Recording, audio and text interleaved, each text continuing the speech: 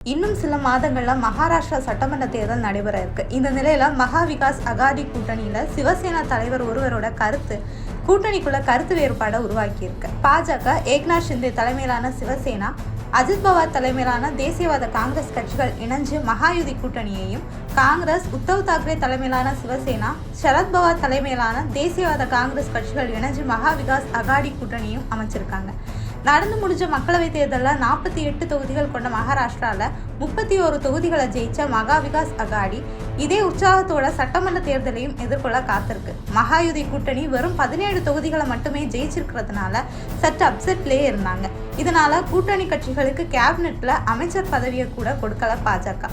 இதை தொடர்ந்து வர இருக்க சட்டமன்ற தேர்தலில் 288 தொகுதிகளில் பெருவாரியான தொகுதிகளில் நாங்கள் தான் போட்டியிடுவோம்னு பாஜக தரப்புலையும், அஜித் பவாரோட தேசியவாத காங்கிரஸ் கட்சியும், ஷிண்டேயோட சிவசேனா கட்சியும் தங்களுக்கும் 90-100ன்னு அதிகப்படியான தொகுதிகளை கேட்டு வரதால மகாயுதி கூட்டணிக்குள்ள புகைச்சல் நிலவி வருது. ஆனால் மகா விகாஸ் அகாடியில் இத்தகைய புகைச்சல் எழுறதுக்குள்ளேயே தனது கட்சி நிர்வாகிகள், எம்எல்ஏக்கள், எம்பிக்கள் எல்லாரையும் அழைச்சு ஆலோசனை நடத்தினாரு சரத்பவார். அப்போ கூட்டணிக்குள்ள அண்ணனுக்கு அதிக சீட், தம்பிக்கு அதிக சீட்லாம் இல்லை, 3 கட்சிகளும் சமமா சீட்களை பங்கிட்டு கொள்ளலாம்னு தன்னோட கருத்தை முன் வச்சாரு. சரத்பவாரோட இந்த கருத்தை கூட்டணியில இருக்க மற்ற கட்சிகளும் கிட்டத்தட்ட ஆமோதிக்கிற நிலையிலேயே இருக்காங்க.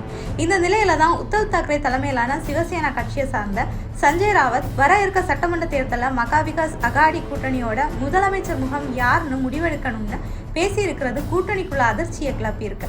அதோட 2019 முதல் 2022 காலகட்டத்தில் உத்தவ் தாக்கரே முதலமைச்சராக இருந்தப்போ மாநிலத்துக்கு கொண்டு வந்த நலத்திட்டங்கள் மகாராஷ்டிராவோட வளர்ச்சிக்கு பெரும்பங்காற்றுச்சுன்னும், கொரோனா காலகட்டத்தில் உத்தவ் தாக்கரே தலைமைத்துவத்தால தான் மாநிலம் விரைவில் மீண்டு வந்துச்சுன்னும் மறைமுகமாக உத்தவ் தாக்கரேயை முதலமைச்சர் முகமாக நிறுத்தணும்னு பேசியிருக்காரு. அதே சமயம் சரத்பவாரோ இந்த கூட்டணி தான் நம்ம பலம், எந்த தனி மனிதரும் இந்த கூட்டணியை உடைக்காத மாதிரி பார்த்துக்கணும், அதோட பிரதமர் நரேந்திர மோடிக்கு எதிராக இருக்க கம்யூனிஸ்ட் கட்சிகள் தொடங்கி சிறு கட்சிகள் வர ஒருங்கிணைச்சு இந்த தேர்தலை எதிர்கொள்ளணும்னு சொல்லியிருக்காரு.